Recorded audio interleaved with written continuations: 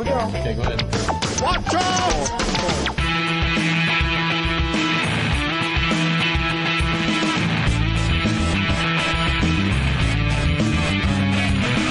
Everybody listen to a young rock master, DJ who rich like a blaster, but better than the altar. I can compare, still the need to compare, but compare with upgrade. When I am in here, I'm in without no fear. And everybody listen to a young rock master, DJ who rich like a blaster, but better than the altar. Let me the way I will eat the way I eat them. I do it, but even care to the way I was running to let the week get Hey,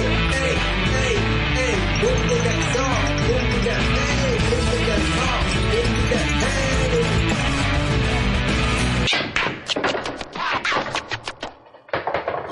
All right, this is One Iam. Welcome to Urban Revolution on Revolution Radio at freedomslips.com. Usually I have Debbie on my right-hand side, but Debbie has not made it to her chair tonight as of yet. So she'll be coming down a little later, I guess. And I got it for now. This is a part of the Total Truth Broadcasting Network. And as you just heard, you can get your own radio station with the Total Truth Broadcasting Network. Just go to TotalTruthRadio.com and you can read the whole story there about how radio works, internet radio works and everything. And also how you can get your own station for as little as $50 a month. I mean, you own 24/7, 365, blowing up this net if you want to for $50 a month. And if you're local somewhere, just build you a local audience and have them tune into your radio station. You can sell them stuff. You can do whatever. You can tell them your truth and whatever. I mean, it's just a great opportunity for you to get the station and everything for as little as Nighthawk is asking, $50 a month. Also, Revolution Radio is listener-supported radio, and we count on your donations and everything to keep us on the air here at Revolution Radio, freedomslips.com. And I'd appreciate if you hit that donate button and give $1 or $2 or as much as you want. I know you listen to this radio station and you know the value of it. And you want to keep it on the air. I do too. And, hit that donate button. Give $1, $2, whatever you can to keep us on the air. I appreciate that. Thank you so much. Tonight, we're going to talk about the prison system a little bit. Debbie and I already did a show on the prison industrial complex.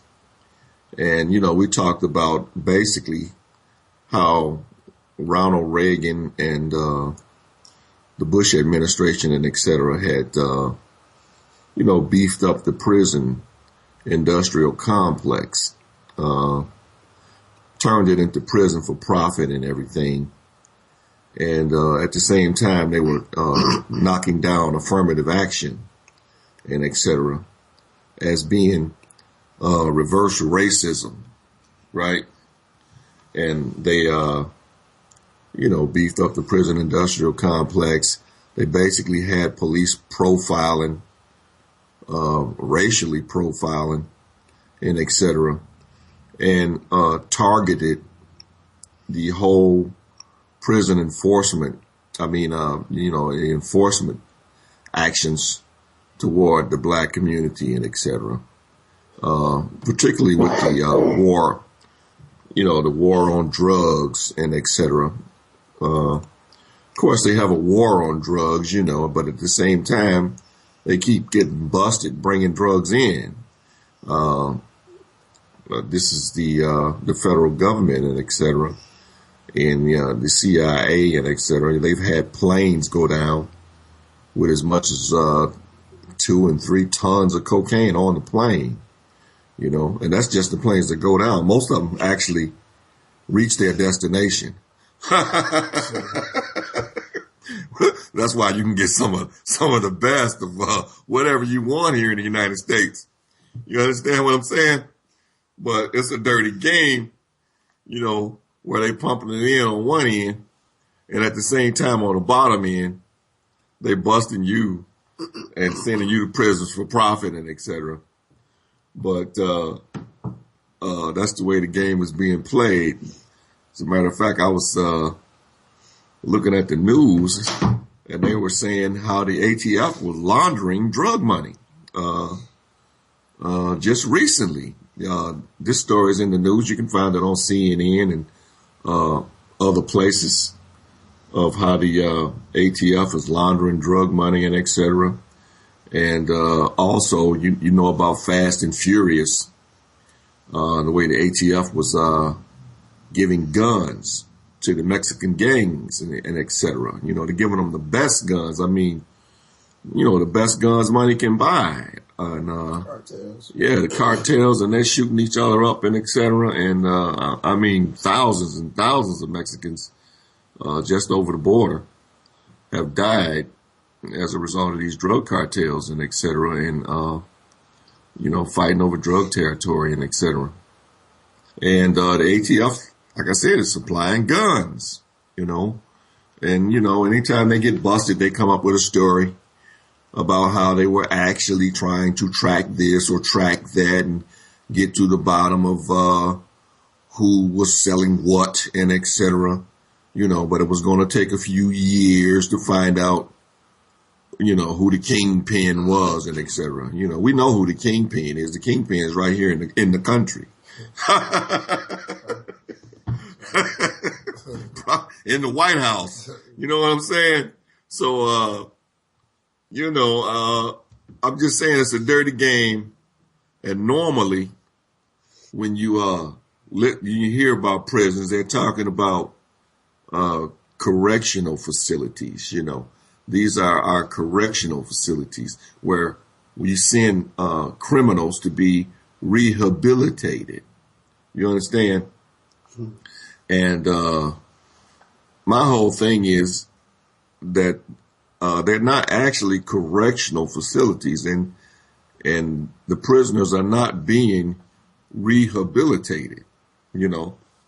Like they're doing something positive with them, and they're gonna, put them back out on the streets as productive citizens and et cetera, and let them come out and enjoy life and get into the pursuit of happiness. That's not the case. And, usually you hear, the prison mumbo jumbo from the mayor, or you hear it from a warden or some prosecutor or something. But on Revolution Radio, we gonna take it to a whole nother level, and we gonna actually talk to one of the prisoners. You understand what I'm saying? Not just we're not gonna just do a voiceover like they normally do with a criminal or someone who they say is a criminal, and they grab them, show you the cops holding them by the arms with handcuffs on, and then the guy never gets to say anything. What they do is they put a voiceover on while they're walking the guy on the perp walk, and they say he killed babies, he ate women's legs, and just all kinds of things that they say about the guy while he's on the perp walk, and basically try him in the media. He never gets to say a word. You never hear a word from this guy. All you know is that he's a dirty MF that done this, that, and the other, because, he done the perp walk and they said what he did, and that's the way that game is played. But we're going to get it tonight from a convict that was recently released. I got with me on my right-hand side Mo Cheese, he did 14 years in the Michigan Correctional Facility, and he just got out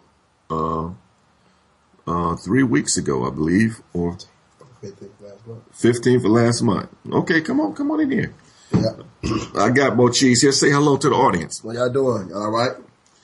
Yeah, they doing all right. They good, man. They're good to go. Yeah. This is Mo Cheese. Like I said, he just got out 15th of November. Yeah. And 14 years. 14 years. Most of it was in level 5s and 4s. Most of it is level 5. Now they say level 5 is where all the maximums go, and they put all the nuts and everything on level 5, the violent guys and etc. Right. The ones that's called the nuts. Yeah. The predators. All type of things, you know. Yeah. Mental patients. What about child molesters? Child molesters. It's more child molesters level 1, level 2s than it is anybody. So they on level 1, the child molesters? Man. That's Not level 5. Nope. Okay. Let me just ask you. I'm not trying to say that Mo Cheese here is an angel. Correct. Or that he didn't deserve to go to prison. Correct. Or anything like that. But I will try and let you understand from his point of view exactly what it is that these young men go through. Sure. And exactly how they get into the troubles that they get into. It's a system. That's correct. You know, and the system is creating monsters. That's correct. You understand? That's correct. It's not just these babies are born. They're born, and they're just as precious and as holy as a rich baby. You understand? And if by the time they're 15 years old, they're robbing, murdering, and stealing and running the streets, then some kind of way the system has failed these children. And we need to know what's going on with that. First of all, about your childhood, when did you start like going into like juvenile and etc.? I started at 11 years old. At 11 years old. Yeah. So my first time being arrested was at 11. At 11, and what happened at 11? At 11, I had a fight, and I stole something from another person during the fight. I beat him up, and I took his hat, and I took his coat. Yeah. And I was arrested like, say about an hour or two later. Right. And I went to juvenile, sat down, waited, whatnot. My father came to get me, and I got so you put got on out probation. the same day that time. Got put on probation though, yeah. You got put on probation. I had to go see a referee. They ain't called judges. They call referees when you're young. Yeah, yeah. I had to go see a referee. Now, why did you beat the guy up and take his coat and etc.? Were you lacking in some way? You know, what happened was it was a school thing back in the day. Yeah. You know, I went to this school, they went to this school, and we had beef with this school. Yeah. The guys that's in this school, young, you know, just doing things that is immature. Well, 11 years old. 11 years old. Right. You know? So, but now, what happened in that case, I would go along with, because what happened was that they came and arrested you or whatever. Right. Although I don't know. See, I don't know whether juvenile should get into it immediately like that, because it's at 11 years old. That's what called your mother up. Yeah, it's children. Children. Still, you know, it's where the teachers in the school and the parents should get together. Correct. And stop this immediately. Okay? As opposed to just taking it right to the system. Correct. You see what I'm saying? And then having the system have you on probation and going back and forth and all this kind of stuff. It may not be necessary. Correct. But How about your childhood upbringing and stuff like that? I mean, was your mother like telling you to be good and showing you the right way to go and all this kind of stuff? And I guess she tried her best, but she was telling me to fight every day. You know, like protect myself, but in the way of like someone say something smart, something wrong to me, blow their stuff out. You know, blow their mouth out. You know, or fight. You know, and but she always told me to go to school and be good too, though. Yeah. You know? So it was in a way kind of like a But mixture. at the same time, she said go to school and be good and everything. But at the same time, don't take any crap off anybody. Correct. Do what you got to do. Handle yours. Right. Okay. I was in school. I did good in school, though. You know, I was on honor roll. Yeah. Every year. Yeah. You know, got good report cards, A's and B's. Right. Play instruments, artist. Right. Athlete, play football. Yeah.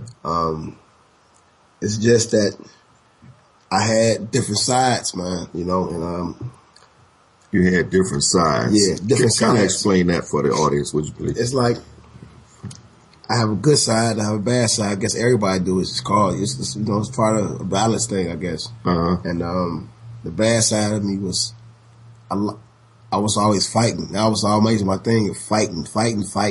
Yeah. And since I could fight, you know what I'm saying, I felt more and more aggressive and stronger. I'm like, okay, well, if I can fight. Because you were winning. Because I was winning. You see what I'm saying? Yeah. So when you winning, you see yourself winning a lot, you like, oh, man, you know what I'm saying? You start using it different ways. This is what I can do. Right. You start using it different ways. Right. So you start having doing stupid things. Like when you go out to like a festival or something. Right. We have knockout contests. You know what I'm saying? In the middle of the streets. Yeah. This guy ain't done nothing to me. You know what I'm saying? But you can't knock him out. You know what I'm saying? Yeah. I knock him right out, you know, for no reason. You just walk over and just knock the guy out. Just knock him right out.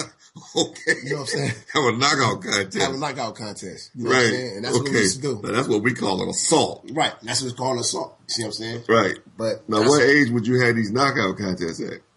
Like around the same 13, 14, 15, stuff like that. Yeah. This is what the children are doing.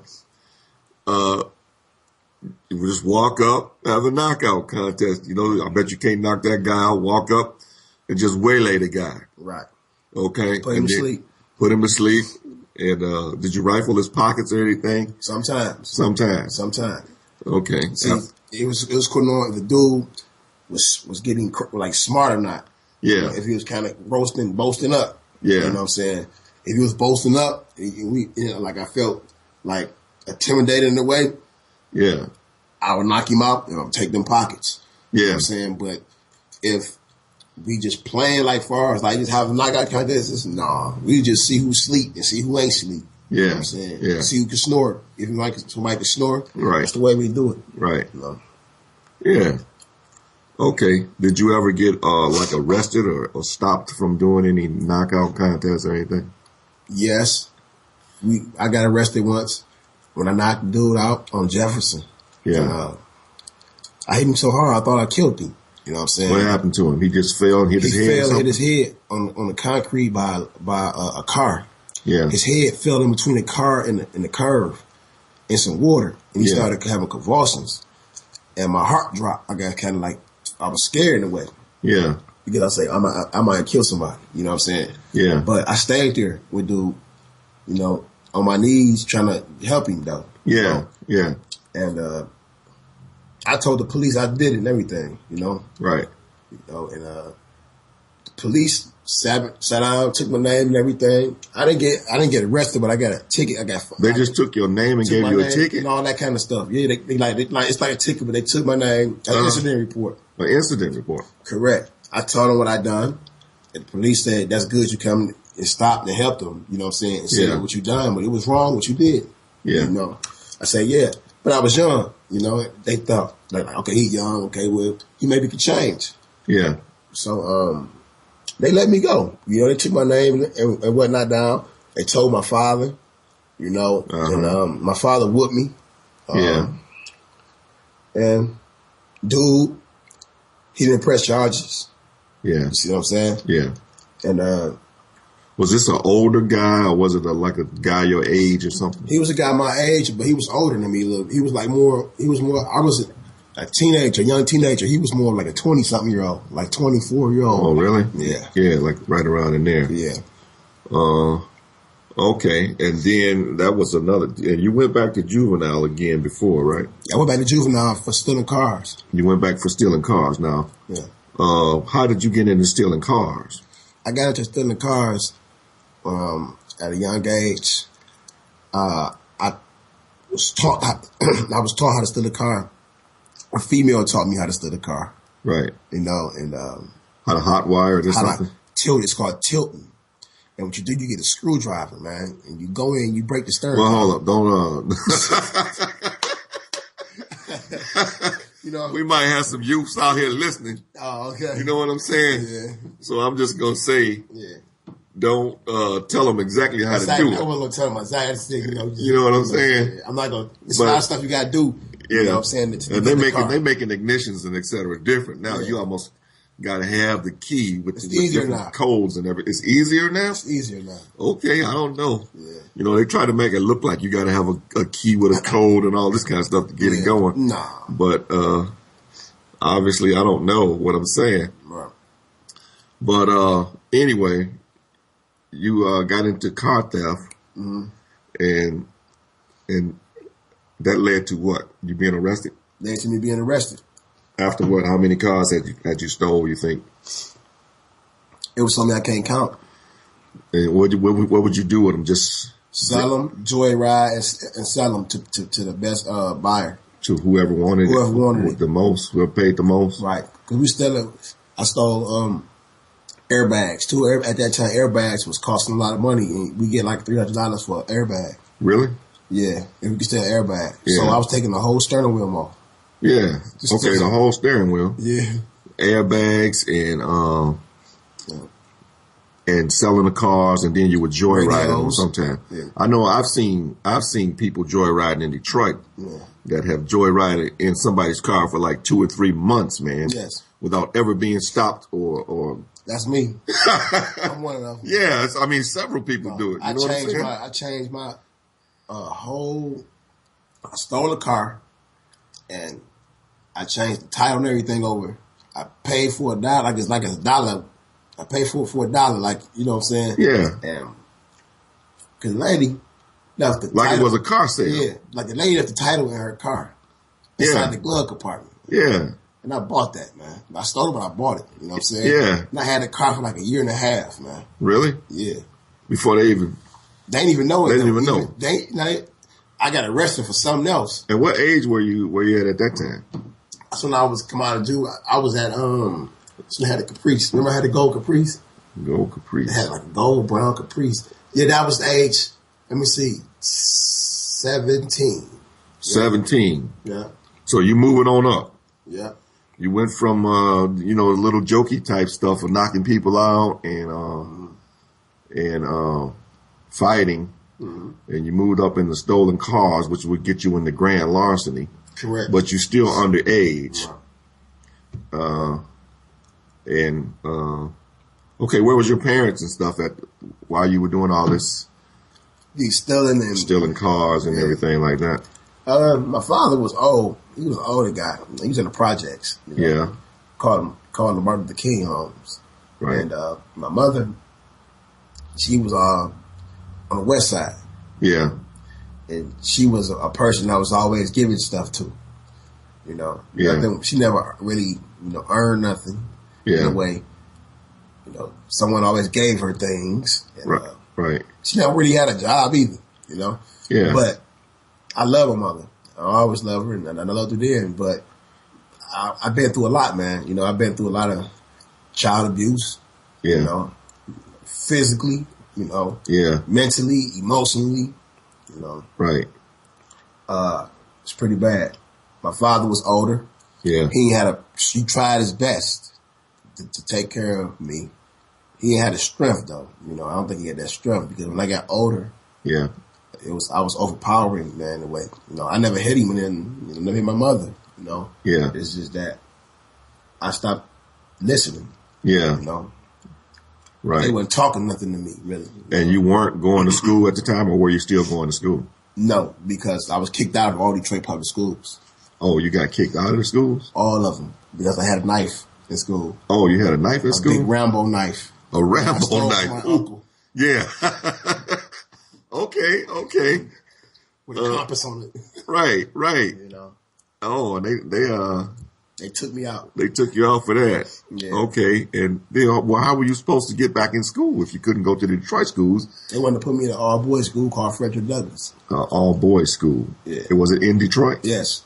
It's to this day, it's called Frederick Douglass. Uh-huh. And I didn't go. What happened was that I got incarcerated at age 13.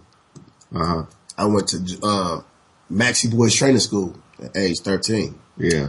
I stayed in I did like almost 3 years in juvenile in Maxie Boys Training School. Yeah. And I was in Green Oaks. I mean, that's Maxie. And I done time at a young age. And I got out. I was on probation. I'll never forget it. I had a probation lady. Her name was Miss Newberry. Uh-huh.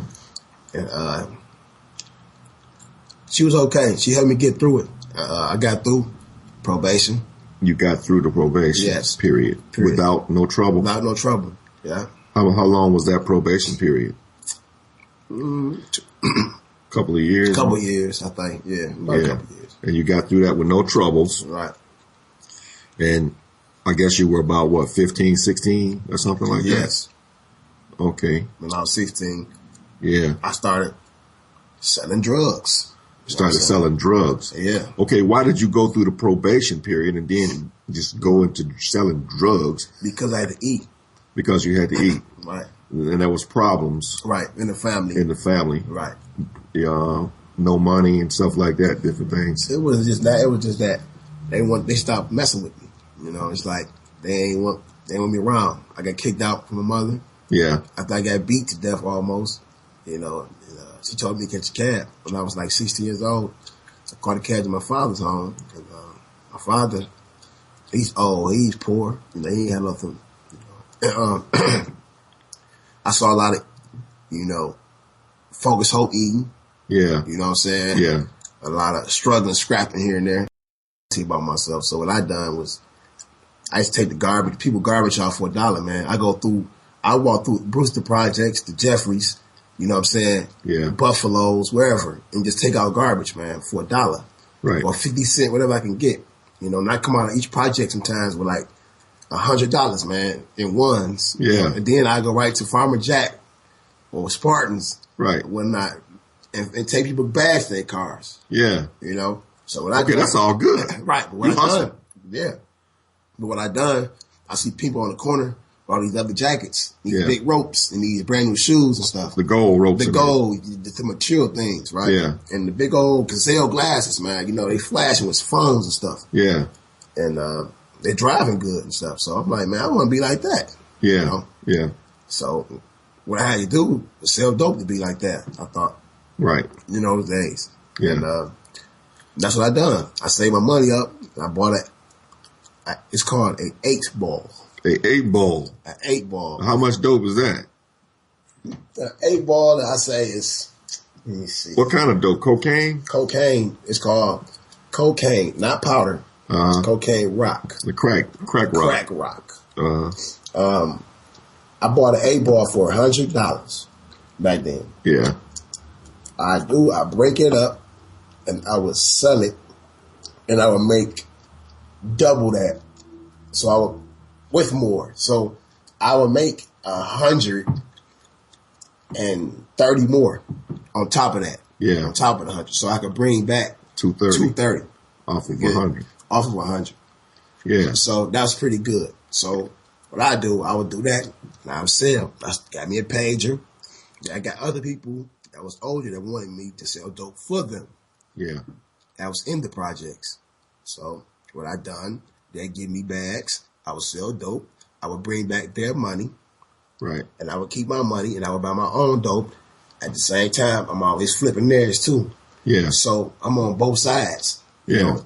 Yeah. I got my pocket fat. I got their pockets fat. Right. You know, and I get good deals of dope now. My price kept getting cheaper and cheaper from them because I was doing good. Yeah. But, hey, I also was into stealing cars, stealing airbags. Yeah. You know, I was doing these things, man. It was just because I wanted to live life good in a way. Like you wanted to live, you was tired of struggling, hustling, and having nothing. Right. So, you know, sell dope or whatever, right? Right. Steal, sell dope. You are listening to Urban Revolution on Revolution Radio at freedomslips.com. I'm your host, One Iam, and I'm talking with Mo Cheese. He just got out of prison after 14 years in the Michigan Correctional Facilities. And we're just trying to get down to the bottom of how a young man gets to prison and et cetera, and what he has to say, you know, about how he got there and et cetera. You can hear it from the horse's mouth, so to speak, here at Revolution Radio at freedomslips.com.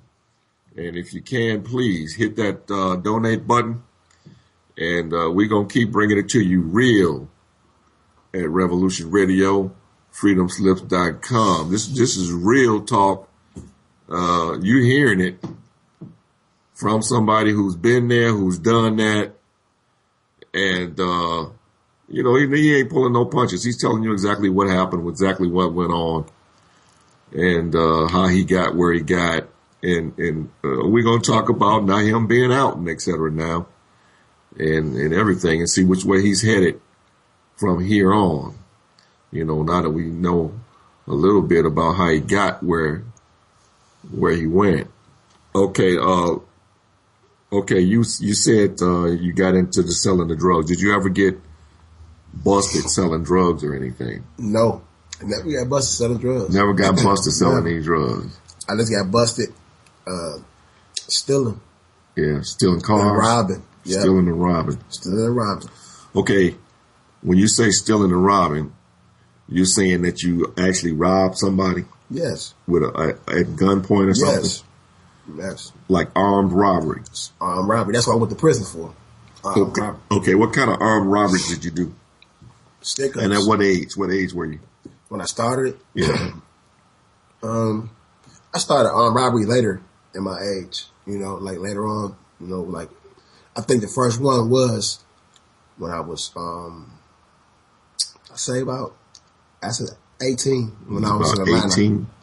Yeah, 18. That was the first one. That was the first one? Mm-hmm. How did you get the gun? How did you come by a gun and stuff like that? I stole the gun. And I took it from my uncle. Right. Yep.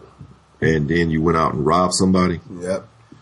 And after that, I guess nothing happened. You didn't get busted or anything. No. But didn't you you robbed some more people after that? Yes. I mean, what was you doing? Did you ever hurt anybody? You know, I never hurt anyone. You know, it was one time I went in an individual, I guess he knew karate or something. Yeah. It was a Chinese food spot. And this guy came over to the counter with his shoes. I saw some Bruce Lee shoes, like some little light shoes. You know what I'm saying? They come over the counter with a kick, you know what I'm saying? Outrageous, right? He came over with a kick and you was holding a gun? When I was holding a gun. Okay. You know what I'm saying? He jumped over the counter with a kick. He jumped over the counter with a kick, man. You know what happened after that? He kicked the wrong person, man. You know what I'm saying? Really? Yeah, I had to take him down, man. You know what I'm saying? Took him down? Took him down, man. But I thought I was kind of annoyed too because that dude knew what he was doing, man. He knew what he was doing. Yeah, because if I didn't move out the way quick enough, I would have been knocked out, I think. He was trying to kick you in the head or something? He came up for the head, man. You know what I'm saying? It was more of a roundhouse kick, like, you know what I'm saying? Yeah. It was real quick and on point, man. Yeah. Like, he knew what he was doing, man, you know? Yeah. And did it hit you? Shocked me. I blocked it. Like, I kind of like got the way of it. You know, like, well, what happened to the gun? Did you use the gun at all? I did not use the gun on him. You know, I put the gun up. I could have shot him if I wanted to. Yeah. But I put the gun up because I did not want to kill him. He was kind of thin, huh? He was thin. Right. Quick and thin. Yeah. So what happened was I grabbed his leg Yeah. And when I grabbed his leg, he was so light that I just threw him like off the counter. Yeah. He hit his head on the counter, and he bled.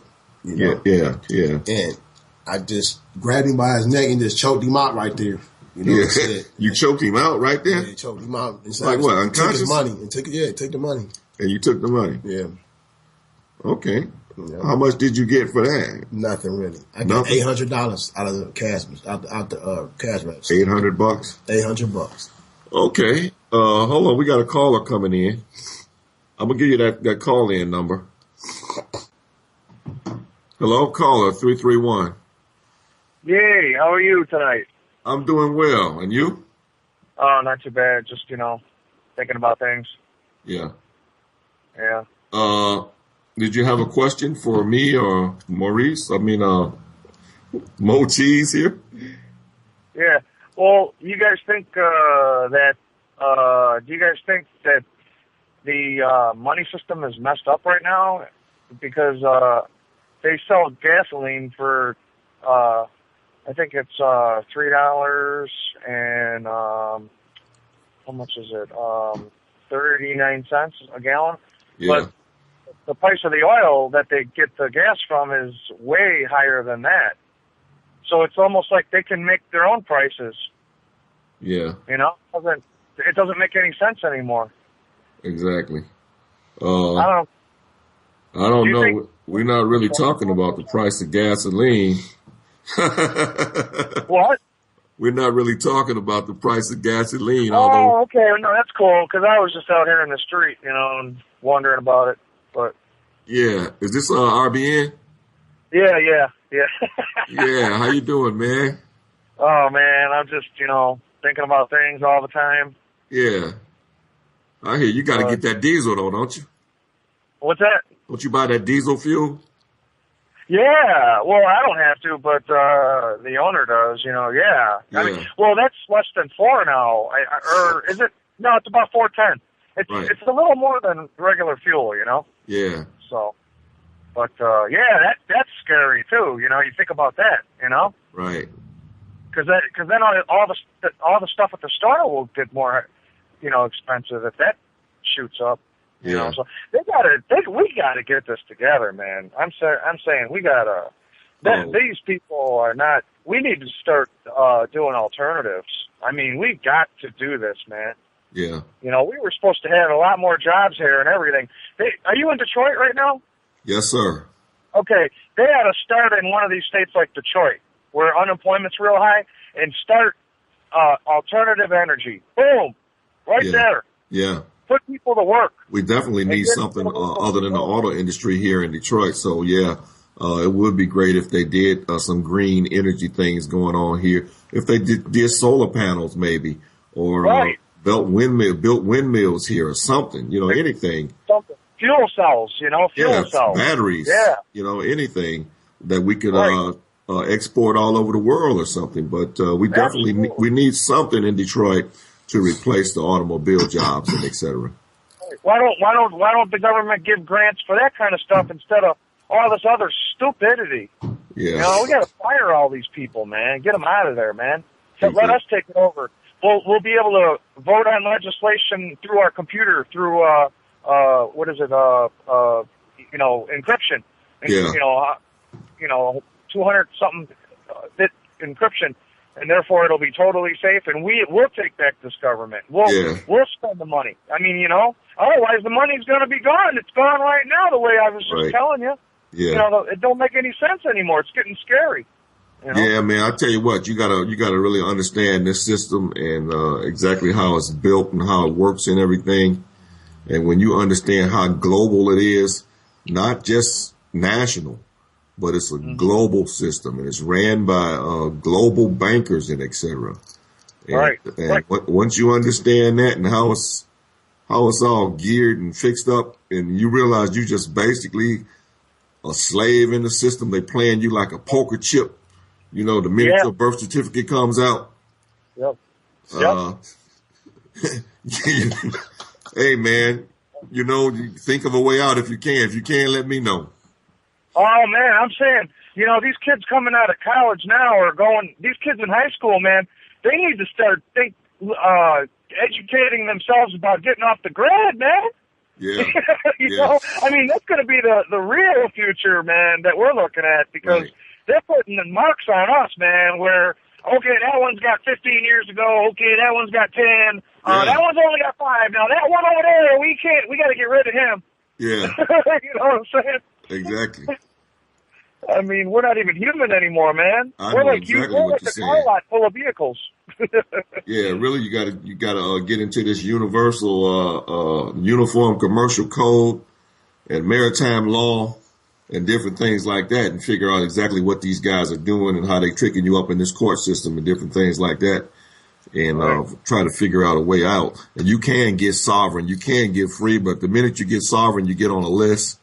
And, you know, they do what they do to sovereign people, like they did to the Indians and anybody else, and the Hawaiians and anybody else that's sovereign. What do? You try to kill them. You try to get them out of the way.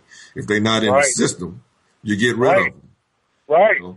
Right. So, yeah, that's right. That's right. Like, if you're 70 years old, this one neuro surgeon went to a meeting, and he said that, you know, if you get an aneurysm or something and you're a certain age, that you know, it's over. You know, they'll just give you, what is it, like, some kind of, you know, love and touch and, feeling, type of, exit. You know, no surgery. Right. I had an uncle who had an aneurysm. He was in his 50s, and, you know, pressure was building up on his brain and everything. And I knew they had to tap his skull and give him a little brain surgery and everything. But at the same time, he didn't have the medical coverage and et cetera that was necessary for such a thing, to have a brain surgeon come in and all that. You know what I'm saying? Yep. So basically, pressure built up on him. He started going into more convulsions and seizures and everything, and he died as a result, you know. They're not going to spend a whole lot of money on you. Right. Exactly. It's scary. Yeah. You know, they play you like a poker chip, but if the chip is broken, et cetera, you know, they throw it out and get another chip. See, we need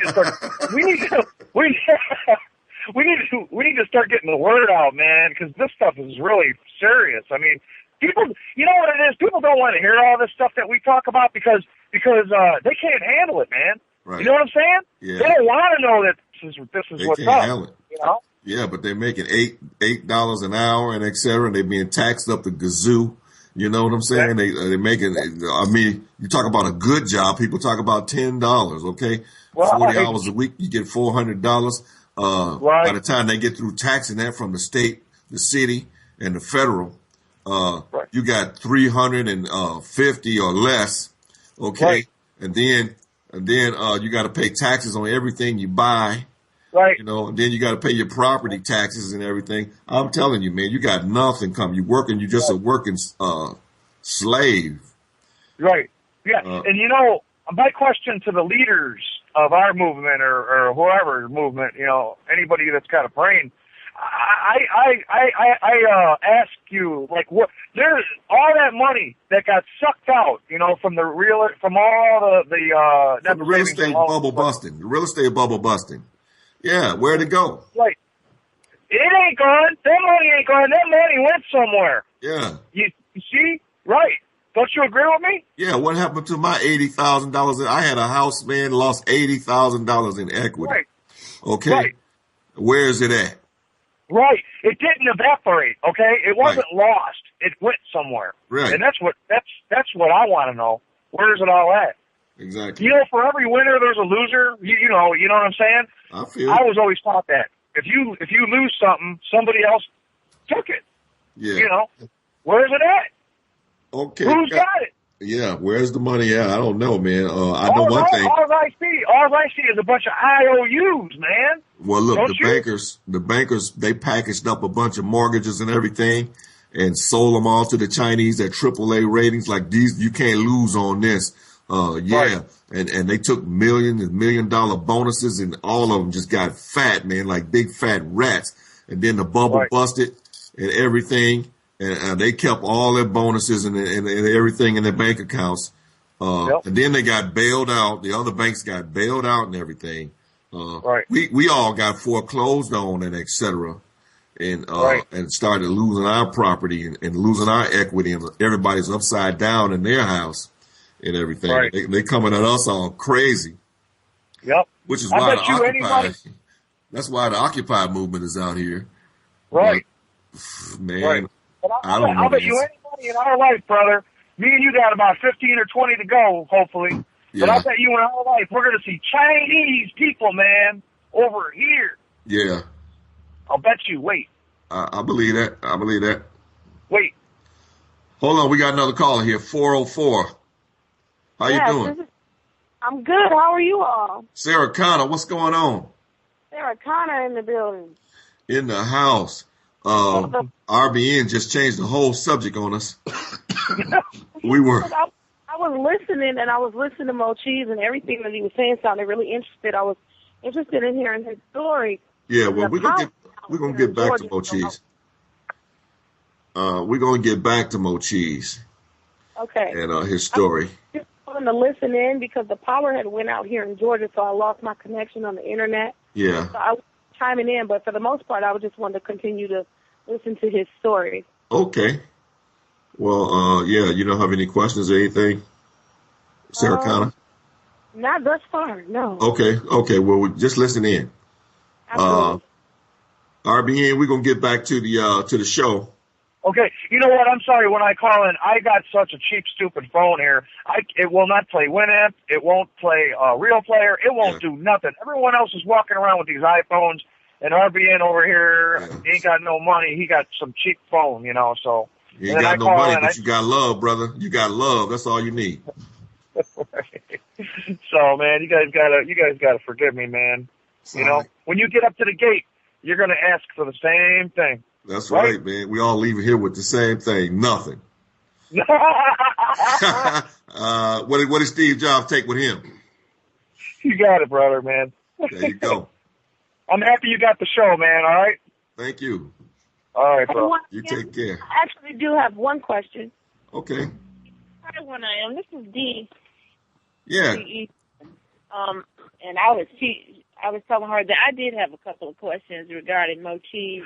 Okay. I was listening to his story, and I really like the fact that he is giving his perspective on what his experience was and what led up to what happened to him and why he ended up in the prison system, because it's really important that people know that. That's something that never get addressed. Yeah. All you know and all you hear is what and see is what is on the media and the radio, but you never hear the story behind it. I guess people really don't care about why a person commits a crime or does something, but it really is important to know why people commit crimes and what's happening to them, because they don't evolve overnight. It's something that it just didn't happen overnight. It's not like he just got uptight. He was an upstanding citizen and everything, and he just got uptight, got a gun, went out and started robbing people. That's not the way it happens. It happens as a kid. You're developing habits and you're growing up, and your habits are getting more monstrous as you get older. You understand? Yeah. And you don't have the parental guidance, and et cetera, and other people that's you're supposed to have a village around you. It takes a village to raise a child, but most of today, people don't even want to be bothered with children in the neighborhood. They're scared of them and et cetera. Well, yeah, and that's largely because of the way society has been ran, which is they have abandoned the family and abandoned the children, so the children are fitting themselves what society has to offer to them, and so they are learning these things as young individuals. I have a small daycare, and I'm telling I have 4 children under 2, and I watch how they absorb things and what they give you. What they give you is what you've given to them right back. And so people don't care about that. Yeah. When they see them at 18 and 15 and 16, they're stealing cars and robbing and murdering and this kind of thing. But the reason it's so important, prison is not the solution to our problem. We have to start reforming, and we really just have to stop. We have to change the mindset of the people to understand why the children are growing up in the fashion that they are, committing the type of crimes that they are, because we can't control it. We can't stop it if we care enough, but it's so monumental at this point that people have, turned a deaf ear and blind eye to it because they feel helpless. Like, what can we do but lock them up at this point? You know, but it's very important. These are our children that we're talking about. Exactly. Yours, mine, and theirs. So it is important to find out how a child comes from the womb, sweet and innocent and good as gold, and end up out here in the street in this manner, in this fashion, so cold in their heart that they could shoot somebody in the head over absolutely nothing. Well, you just heard Mo explain how he went into the Chinese place, a restaurant or whatever, and the guy tried to stop him from the robbery, and Mo choked him out and walked away with $800. Now, I'm not laughing, I'm laughing because you got to laugh, because you go crazy if you don't. Yeah, it is. It's to the point where you definitely need to look at what's going on and listen to these people. And that's why you're having a lot of mentoring programs. You got judges and lawyers and different people now are going into the prison systems and trying to talk to inmates, which are people, and find out what has happened and what can we do to fix it, because we all have to live together. That's the thing, and so it's not going to fix it. So I'm glad that you have a different perspective your show tonight, and that Mo is telling his side of the story and why he ended up the way he did. Right. And also, I would like to, if you can later in the show, ask him how to feel at this point now. I mean, that he... Yeah, okay, I'll try to get to that fast, because we got about an hour to go, and I got a lot of territory to cover. All right. Okay, hold on a minute. 770, are you there? Yes, I'm here. How are you? I'm doing good. How about yourself? I'm doing well. Have you been listening to our story? We're here with Mo Cheese. I actually missed most of it, a lot of it. I just now listened to little guys on the end of it.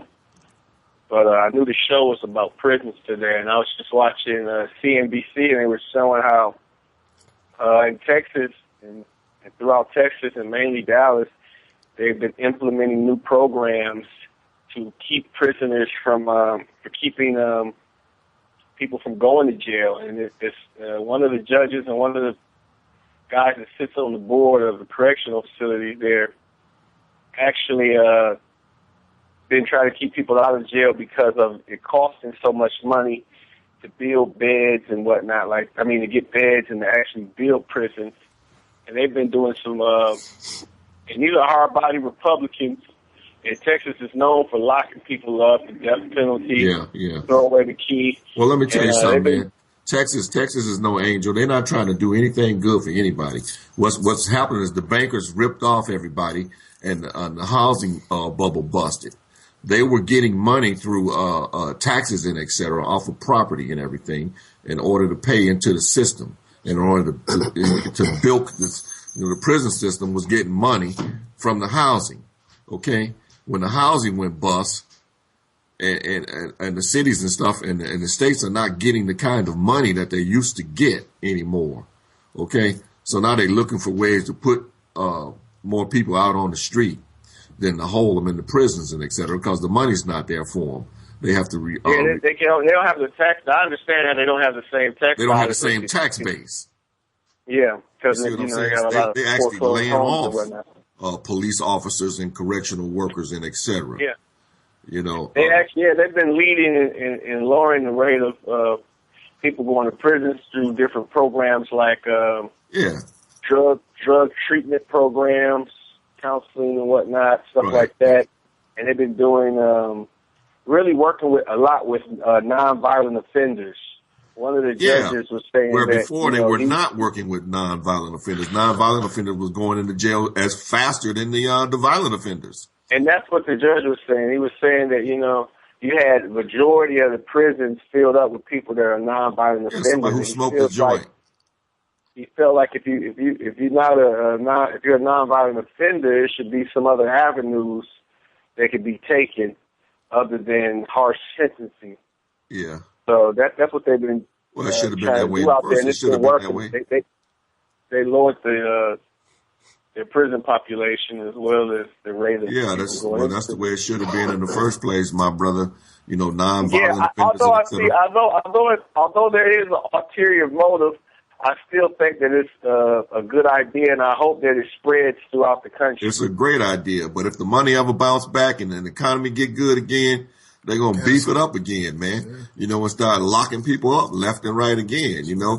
And let me tell you, when they lock you up and start housing a whole bunch of Negroes, you got judges, you got court reporters and stenographers, you got psychiatrists and mental people, you got counselors, you got the companies, General Electric and the telephone company and everybody making money. They putting in all kind of systems and barbed wire on the fences, and everybody is making money. Everybody getting paid, and all these people are sending their kids. They say for every 100 prisoners, it creates about 26 jobs.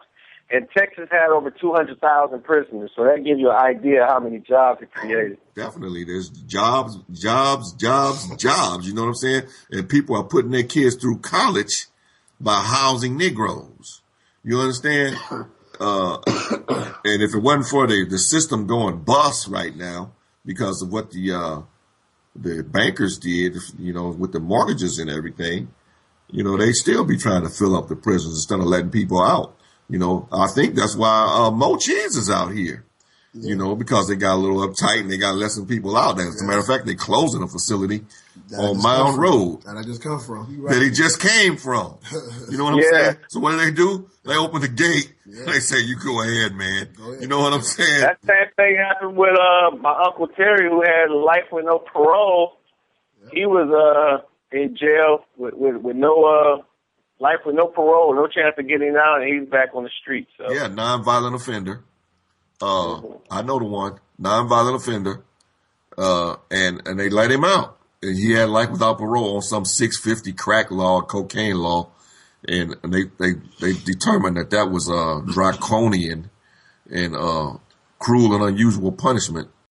You know, but they can let you out when they want to let you out. They let you out when they want to let you out. They hold you. And let me tell you, they just declared the United States a battlefield. The whole United States is a battlefield now, and they can grab you at any point, any American citizen, right, anybody in America, grab you and hold you and detain you without charges, without ever bringing you to court or anything, and hold you for as long as they want to hold you.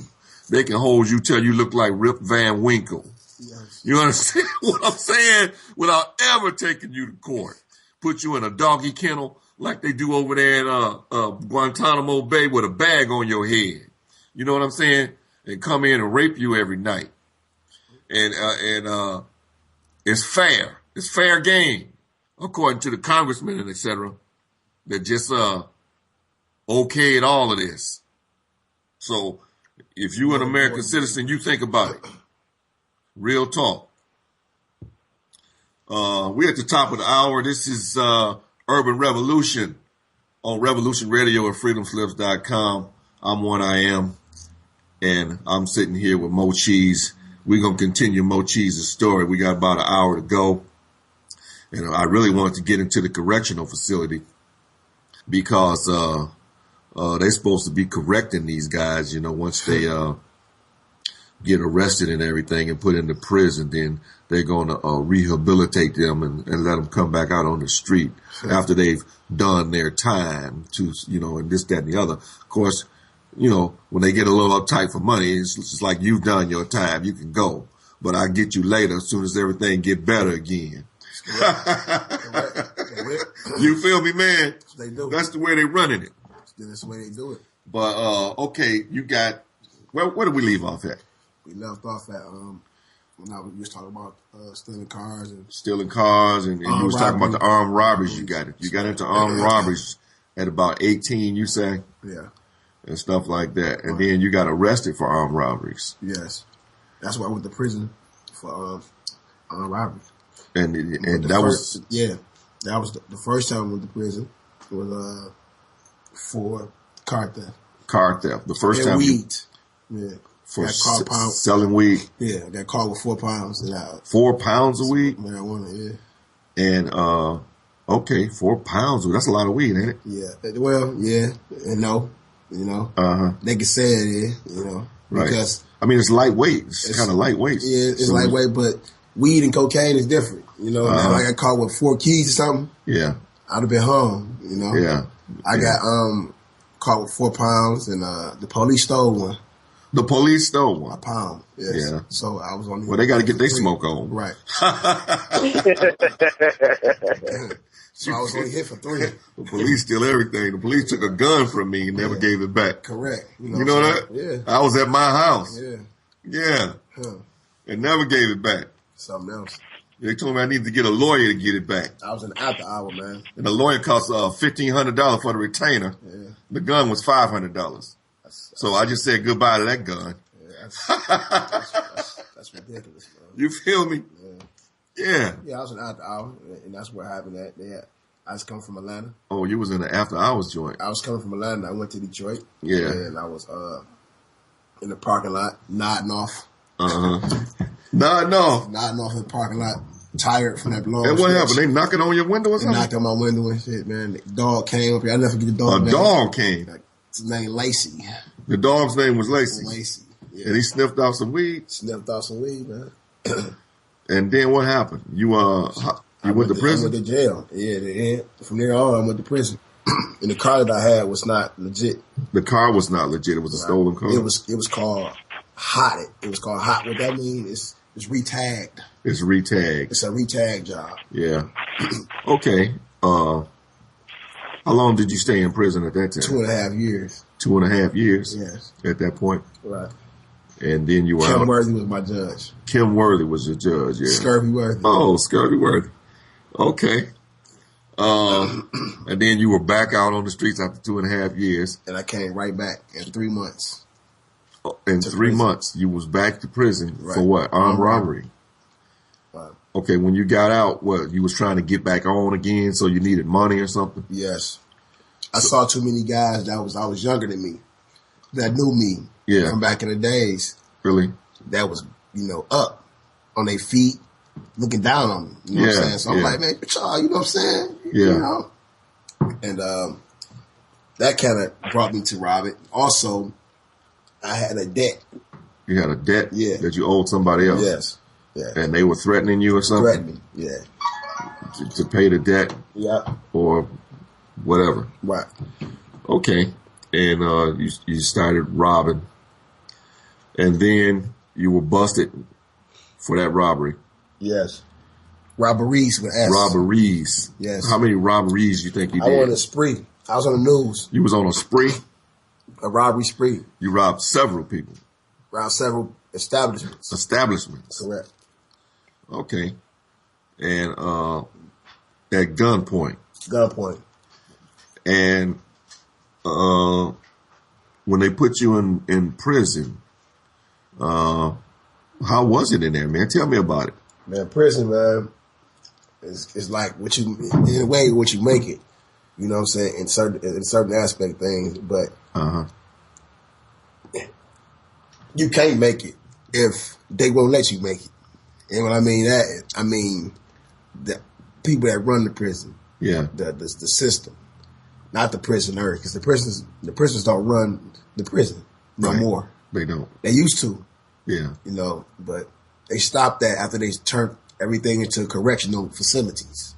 Right. Because they turned it into correctional facilities because correctional facilities are smaller now. Yeah. And they're more compact. And so they got more control over it. You know what I'm saying? Yeah. Penitentiaries was a big building, big yards, big old buildings and bars instead of doors. Settled in gangs. Yes. You see what I'm saying? Yeah. Had a lot of blind spots and back ways and less secured fences and things of that nature. Yeah. And now it's different. They got electric fences that shock your ass, man. You know what I'm saying? You touch it. Even you get near it, you can feel you feel the energy, the vibrations and shit. Yeah. Also, you got COs that's younger now. You got younger guys that's younger and stronger. You know what I'm saying? It's a lot of them now. cock-strong sadists. Yes, correct. You know what I'm saying? And they would come in with guns, man. Yeah. You know, and batons and electric shields and mace. It's not even called mace no more. It's called mustard gas. Mustard gas. And they'd spray it on you, man. Yeah, she would burn you. Yeah. And then they say, you ready? Right. Hell yeah, I'm ready. Let me up out of here. Yeah, I'm Right. ready. Wash all this off me. You know what I'm saying? Because that's what they do. Like, say if they come in, they call it a SWAT team. Like, it's called a special response team. Right. And what they do, they come in. Why would they come in, though? Why would if you, like, say a guy being rowdy, so-called rowdy, in his cell by himself. By himself, he being rowdy. He being rowdy by himself in a cell with these brick walls and all steel. You can't break nothing. Yeah. You know, but he calling them out their name, calling their wives out their name. I'm gonna kill you. Just throwing threats and whatnot. What they say. Yeah. And they tell them to be quiet. If they don't be quiet, yeah, they're gonna come in and do something to them. They're gonna send in a SWAT team. They're gonna send a SWAT team. Yeah. So they don't do it. What happened is they send a SWAT team. Yeah. Now understand this: the SWAT team are, excuse me, y'all, are like 7 to 8 deep. Yeah. Men deep, and all of them past 6 foot. And they coming into one cell. And went with one guy. With one guy. And they got on all gear, protection gear, padded gear. Yeah. And they train to take a leg, an arm, a back, and a neck. Yeah. And they put pressure on it. What they do, they put pressure on every joint in your body. Yeah. They know your pressure points. They Right. put pressure on every joint. And they lock your body up. Yeah. You'll stop hollering everything. You know what I'm saying? You just seize up. You seize up, lock up. You know what I'm saying? But you got some guys that seasoned though, older guys that know about this and been in so much that they can't be touched in a way as far as like the mustard gas. Yeah. They took so much mustard gas that the fumes don't even mess with them no more. Yeah. You give them, they can just smell it and eat it like it's nothing. Yeah. You know what I'm saying? Because they been over 25 years, they ain't been taking it. You know what I'm saying? They're immune to it, man. You know? And they diesel, man. These old motherfuckers like 50-some years old, diesel, man. They benching 400-some pounds and shit, right? Right. And they in higher levels, like level 4, level 5. Right. And level 6 used to be called level 6. It was called Supermax. And it's like on you. And they'll be in there. And a lot of those guys are gay. Yeah. Big, strong, older gay guys that will knock you out and suck your dick. Oh, yeah. Hold on, man. Wait a minute. Okay, I'm not ready for some of this. I'm gonna have to tell you. Try to give it to us in a different way. You know what I'm saying? Yeah. Not so raw. Yeah. You know. It's raw though. Yeah, it's raw. Yeah. But they'll knock you out and then handle you. Right. See what I'm saying? Yeah, you the fellatio. You know? Okay. That's the way it is, though. That's the way it is. That's the way it is, man. Well, so you wake up, so you don't even get to enjoy it. You knocked out. You don't even get to enjoy it. You knocked out. You know what I'm saying? That homeboy done gave you the whole job. Right. You know what I'm saying? They be big gay guys. They be call them predators. You know what I'm saying? Yeah, they could take advantage of you too, couldn't they? Yeah. Yeah.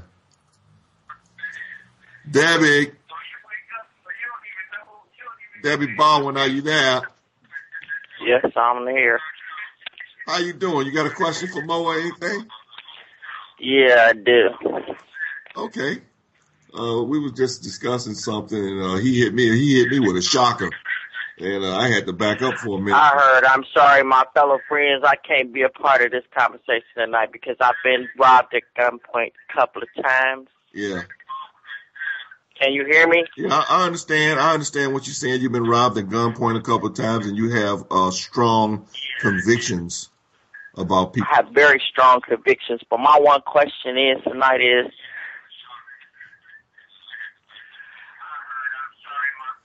your question is? I'm just wondering, how does he know that he has mended his ways? How is he 100% sure that he will never do it again? And what is he doing to take measures to make sure that he never has to go back to that life. I just want to know because, I had a gun, and, every time I talk about this, I cry. Yeah. Put to my head, because they took my car. It was a couple of 18-year-old, the cop died, everything, a whole drama thing. Yeah. Sorry to hear that. Yeah, I'm sorry to hear that, Miss. But I would tell you like this. You can never Debbie, you got a radio going or something? I can hear it in the background. Can you stop the radio? Debbie? Yeah. Okay, go ahead, Maurice. Yeah. You can never know the future, in a way. It's like, I know that I won't rob anyone anymore. I know that. It's not like, why do I know and how do I know? It's that I made that decision saying, I'm not going to do that. You get what I'm saying? I know I can say that I am going to do it. I'm going to do it, right? But at this time, I'm not going to rob no one. You know what I'm saying? And in the future, I'm not going to rob no one. This is what I'm thinking as of right now. You know what I'm saying? You really just can't say that I'm not going to kill anyone.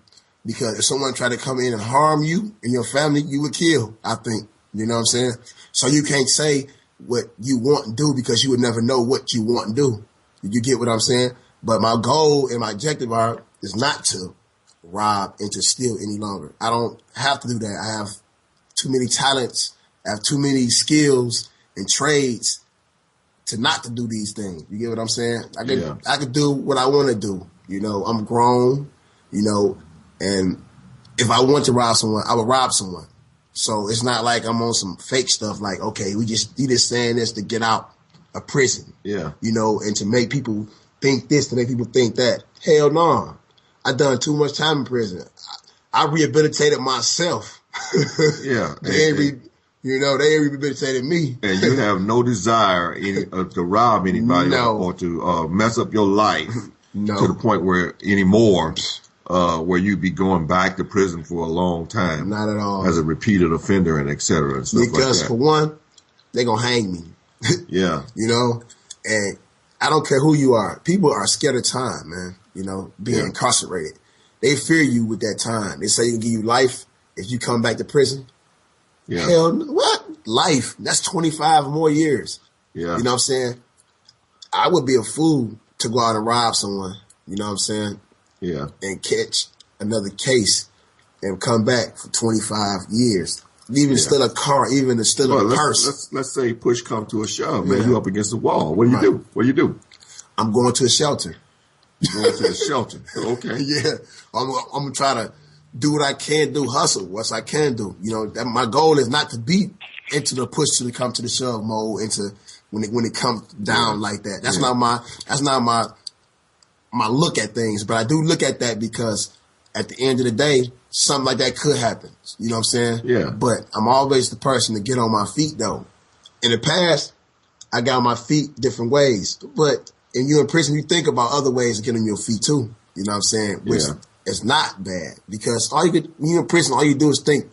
Think about a lot of shit, man, in prison. So, well, did you have anybody trying to help rehabilitate you or anything at all? No, one person. And who was that? This guy, my uncle. And he sent me books, sent me dictionaries. So you had nobody inside the prison? No. Like in the system? No. That was trying to rehabilitate you or correct you in any kind of way? No. You didn't have any When you went to trial, did the people that you, let's say you carjacked or whatever, did they ever show up at court? I never carjacked anyone. Okay. He did so rob people that you rob and stuff like that.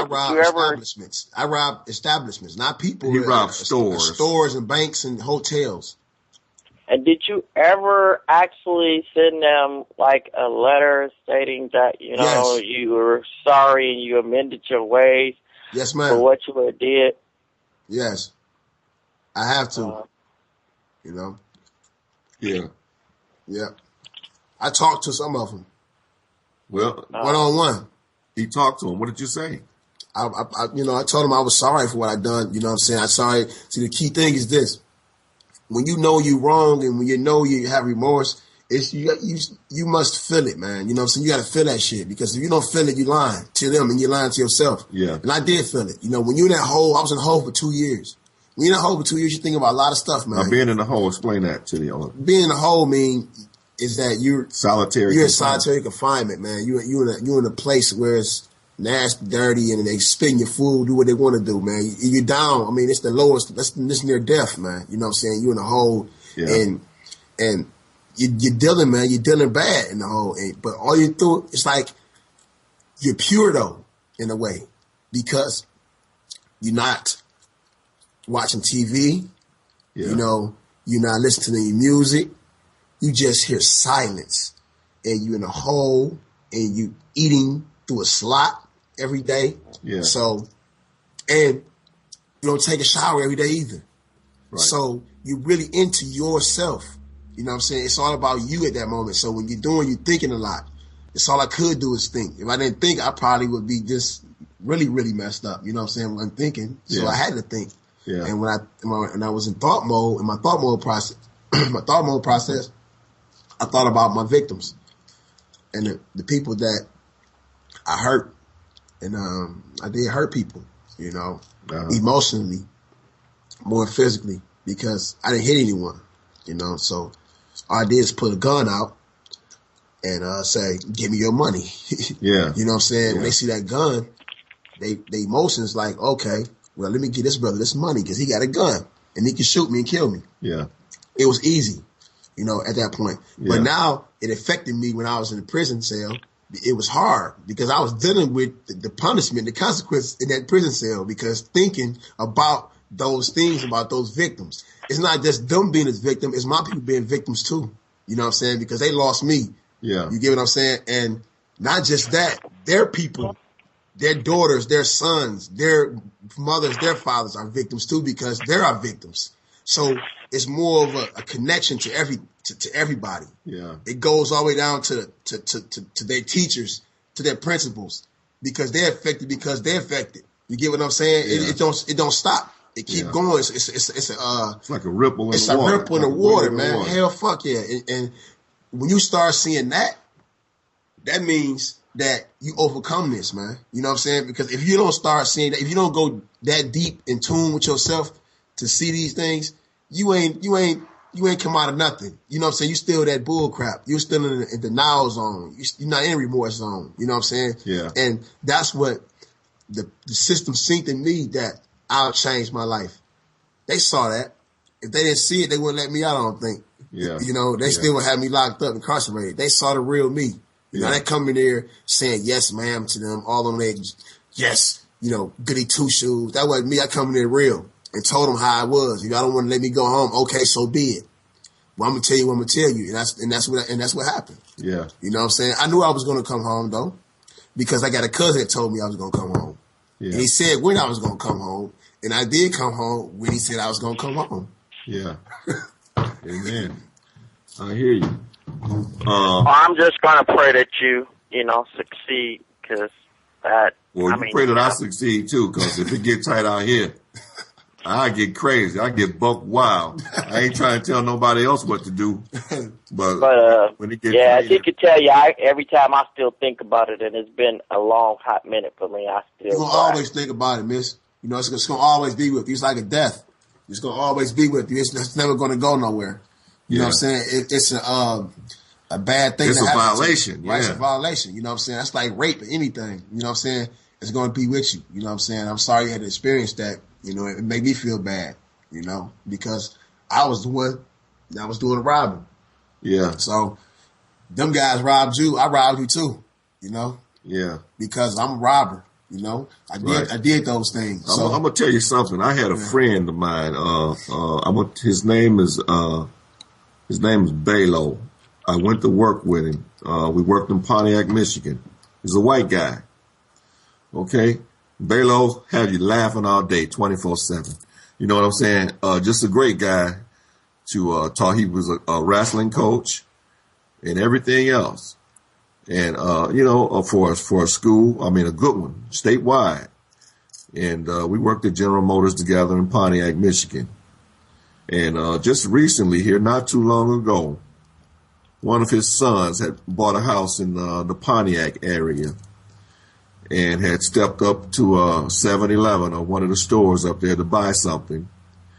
And a guy, pretty much the same as Maurice, walked up to him and asked him to give him everything in his pockets with a gun. Ken Balo's son resisted giving the guy what he wanted and said, "You're just going to have to kill me." And the guy proceeded to shoot him right in his head. He shot Kent Balo's son in the head. This was a black youth shooting a white guy point blank in the head, and then rifled through his pockets to get what he had in his pockets. I saw Kent Balo on the news, at the trial and everything. And when he busted out crying and everything and saying the stuff that he did on the news, I felt it so hard, and man, I just felt so bad. But I just want to say that it's up to all of us, white, black, Puerto Rican, Mexican, whatever. It's up to all of us to try to do something to raise these children or to bring them back from the despair that they're in, where they're doing these little things that you see them doing and kind of looking to the side, or they're dealing with the juvenile system or whatever, and you're not really paying attention. The system doesn't really care. They're making money or whatever and doing what they do. And these kids are graduating from one level of crime to the next. And you may not live near them. You may have moved out into the suburbs or away from where a lot of this activity is taking place, away from Detroit or the city, or away from St. Louis, or away from Atlanta, or away from some big metropolitan area. I'm out. I'm kind of away from that noise, and I don't know what's going on, although you see that the murder rate is sky high, and that crime is sky high, and stolen cars, and that there's very little education going on. Unemployment opportunities are nil, next to nothing. Okay, and you look in and you say, "Oh, that place is horrible." The only thing you do is drive downtown to where all the big buildings are and make your money, and then go back out to the suburbs. But I'm gonna tell you something. Just like Kent Balo's son ran into one of these nuts out here, if you don't run into one of these nuts, maybe your daughter will. You understand? And she won't make it, man. She won't make it. So it's up to all of us to do something about this system and the way it's grinding out monsters. I mean, straight monsters. You understand? Not just, somebody got to take care of Maurice or those guys in Detroit. They're horrible. You know what I'm saying? Put them all in jail or nuke the city. All the stuff that the suburbs say about Detroit. Okay? This stuff is going to spill over right out to where you at. You're going to come in for your Red Wings game, for your Tiger baseball or whatever. And guess what? We got not one Maurice in this city, like he was. We got thousands of them. Okay? Thousands of them. You stop at the gas station. You stop at the corner store. You get out of your car to go to the game. Okay? He out there. He's lurking. And these police forces and et cetera are getting thinner and thinner. And I know how they take a certain area like downtown where the stadiums are and all that, and then stock them up with policemen. You got more policemen down there in almost one on every corner in order to protect the big money for the Illiges and the Fords and all of that, and to keep everything nice for them down there so they can make their money. While the neighborhoods get ran through. While the neighborhoods is just ripped to shreds. Right. Okay? And the people are like strapped.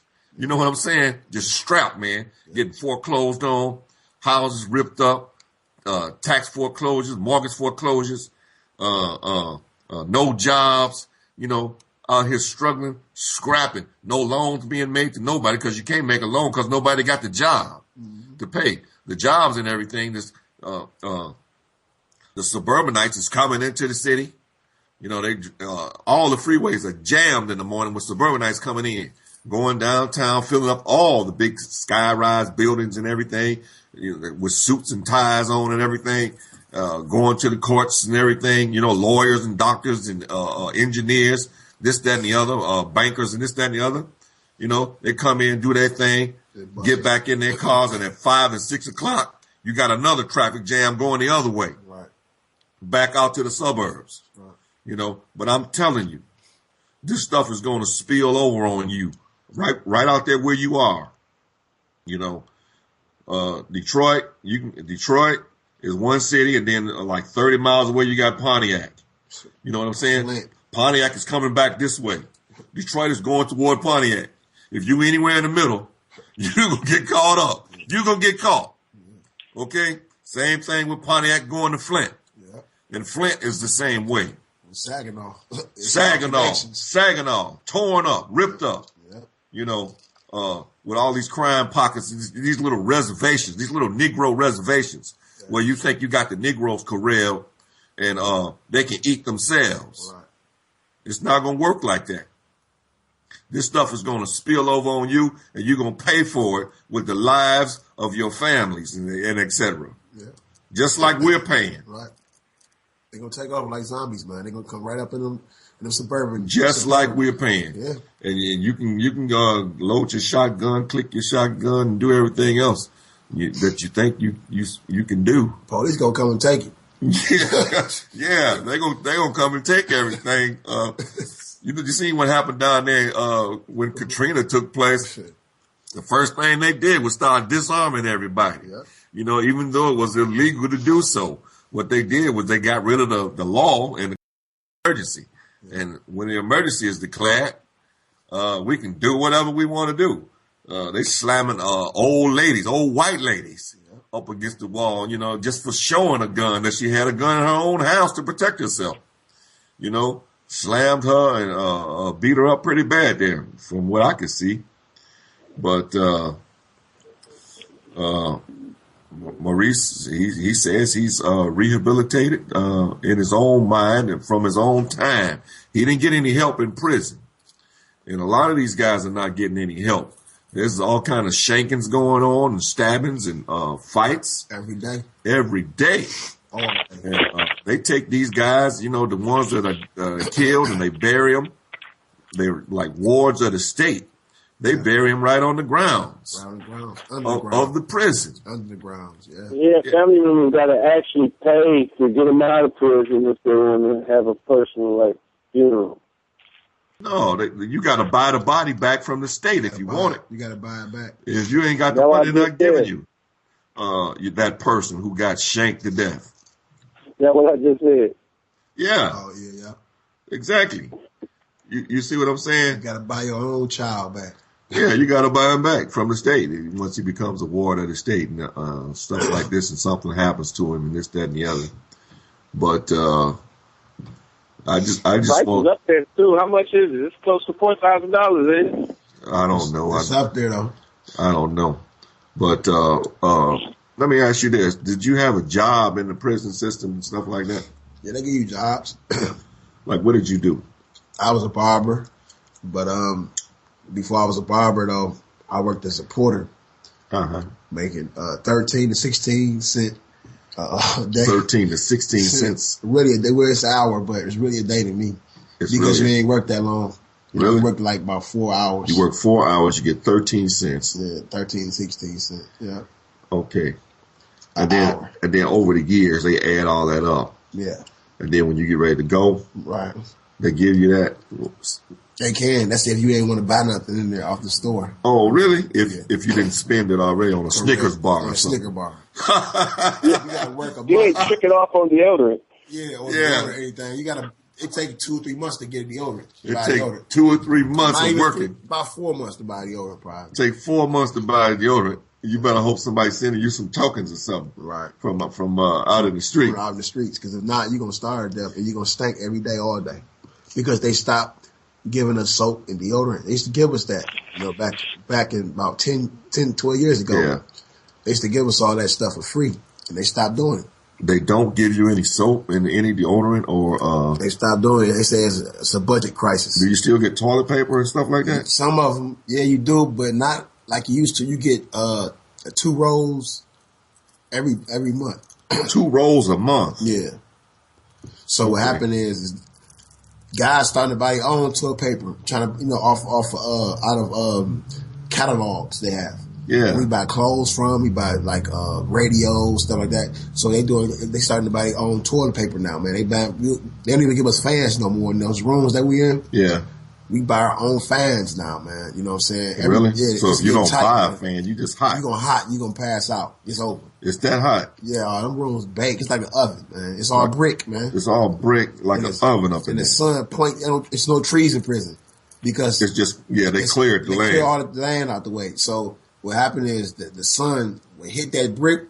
Yeah. And you be baking in that mug, man. You know what I'm saying? Yeah. So what guys are smart in prison. So they do it in the morning time. It's cool in the morning. So what they do, they keep their window open in the morning and they close it at a certain time of the morning to keep the cold air in. Yeah. You know what I'm saying? Yeah. And keep their door closed. Yeah. You know? They just come out with bright waves, man. Yeah, I bet you're still 90 degrees. Still 90, but it's just cooler than... It's cooler than the sauna would be. Right. Yeah, so did you have access to a lot of water and stuff while you was in there like that? Yeah, we did, but if you're in trouble with the officer or anything like that, y'all beefing or whatnot, the officer can take your water from you. You know what I'm saying? The officer can take whatever he want from you. Right. You know what I'm saying? You can come in there and read your letters, you know what I'm saying, your personal letters. Look at your personal pictures and take your addresses down. They got your address to your people's houses. Yeah. You know what I'm saying? They can do all these things. They got so much power, man. Yeah. They know you sleep.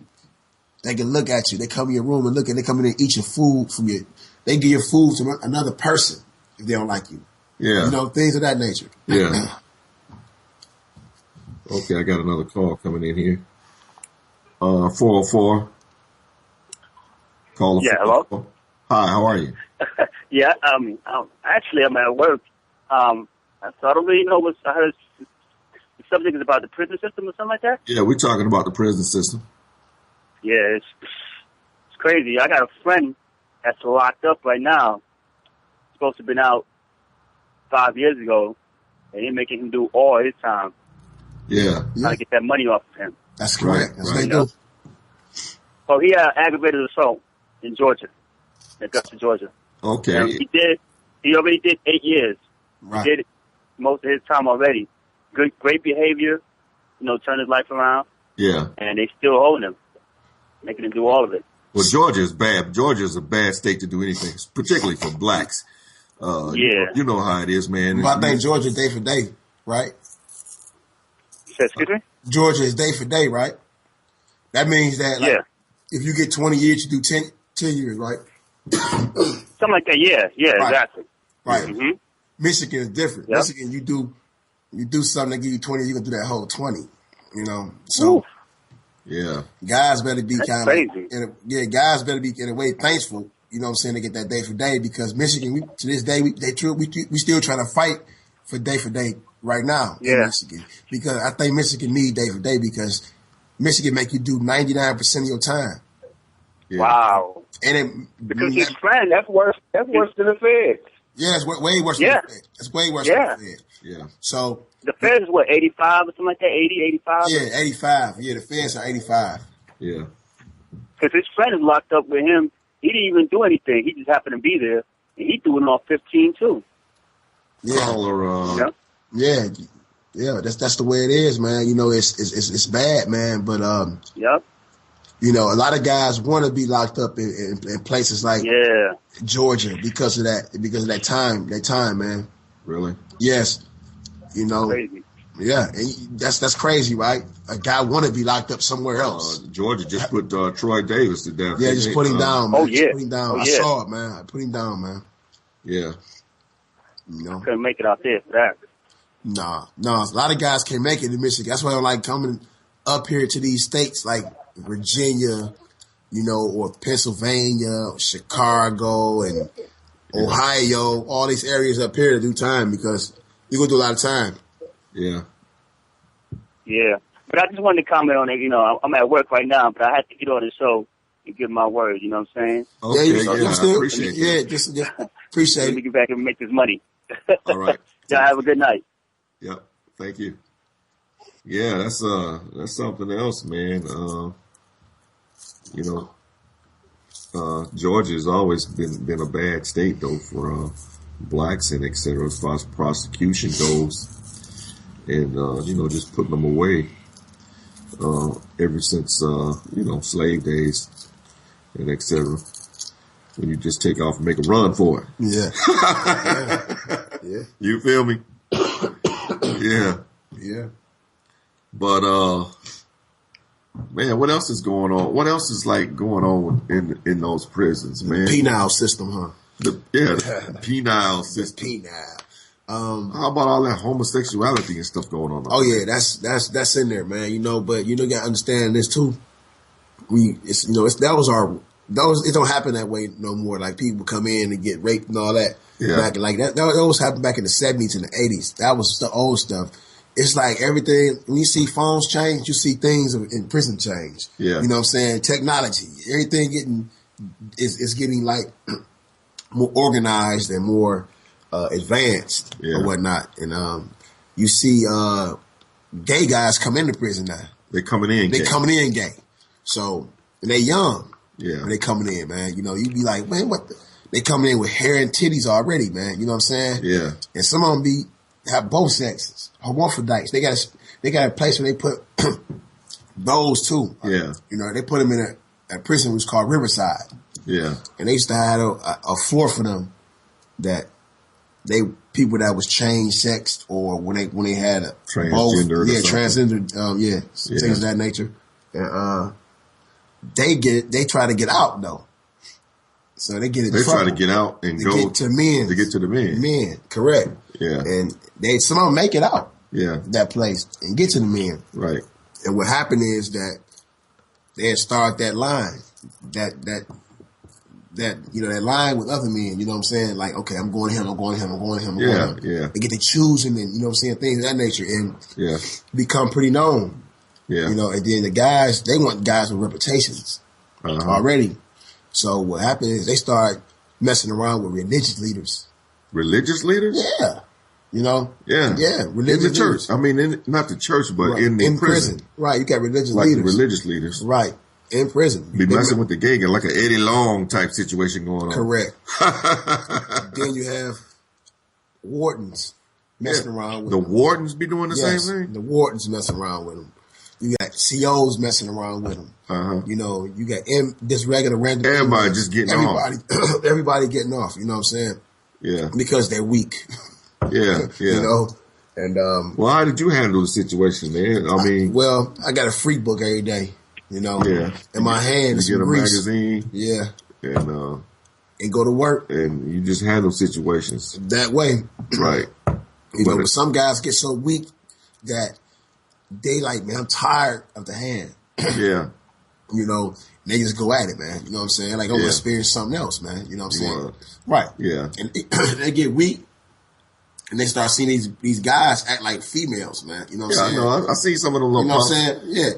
They get their hair done. They and all look pretty stuff. good, man. They look great. Yeah. So a lot of them. Yeah. So what they do, they start doing that. And the females start taking care of them. You know, I've seen some shows like with Maury or Jerry Springer. They would have these guys come on. They look like women though, and they ask you, is it a man or is it a woman? Right. And let me tell you, man, I couldn't tell. Right, I couldn't either. I couldn't tell. A lot of them, I totally got it wrong. Yeah. You know what I'm saying? Yeah, you will. And you'll be trying to look like, I don't know, isn't it? But it's a little different prison because they don't got the money in there like that So you should know who a man is, and what a man is. You know. But I'll tell you what, a lot of them had their hair back, straight. They had their eyebrows arched and everything. They had, the chest pumped up, big and all that. And they carry themselves in a feminine way. There'd be a lot of white guys. Yeah. And Hispanics. That'd be like more of the feminine type. And they offer to do things to you. Right. And it don't matter whether the female doing it or whether they doing it. It's going to feel good. Right. So you got to have some fortitude about yourself. About I'm not going there. Right. You know what I'm saying? I'm not going to cross this line. Right. Draw the line somewhere. Right. Because when you're talking about sex and gratification and all that stuff, it's not really the female that feels good or anything. Right. It's your own sexual organ. That's right. You know what I'm saying? That's right. That feels good. And you can stick it here or you can stick it there. You can stick it in the back of a moose and it would feel good. But you got to draw the line. You got to say, I'm not going to stick it in this man. Right. Okay. Or I'm not going to do this or I'm not going to do that and just draw the line. Correct. And I learned that a long time ago. Gotcha. Because if you don't draw the line, you'll end up, you just don't know where you'll end up. Correct. Because, when you start doing one thing, it gets boring. Correct. And it starts to get normal. Right. And then you got to go to something else to get more excitement and titillation. Like drugs. You're right. Yeah. And the next thing you know, you way out in left field. Right. And everybody wondering like, how the hell did he get over there? Right. Right. He's way over there in the corner. Yeah. He never had a line. Never. You know what I'm saying? He never drew a line. Never. You feel me? This is Urban Revolution. Real talk. On Revolution Radio at freedomslips.com. And we just giving it to you real. This is One Iam. I'm your host. And I'm sitting here with Mo Cheese, who just got out of prison like November the 15th after 14 years. And he doesn't want to go back. And so far, so good. Yeah. He's doing real good. He's an excellent artist. He does tattoos. He can draw on buildings. Also portraits. Everything. He's talented. I'm telling you, he can dance too. Excellent dancer. Yeah.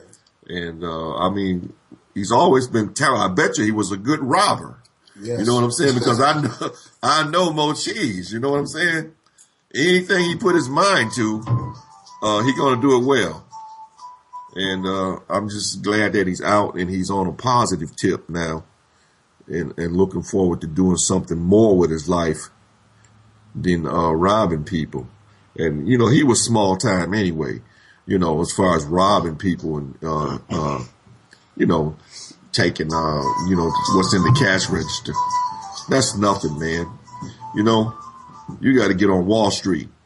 You know what I'm saying? And get the real money, man. Gotcha. You understand what I'm saying, man? And have the police protect you while you're taking it. And when you get caught, it's a civil case, so you never face jail time, only court fines. Yeah, you face court fines. I remember, what's his name, man? Milken. They fined him something like $500 million for junk bonds or something like that. He wrote him a check the same day, and said, I'll see you later. And he still had billions from his junk bonds.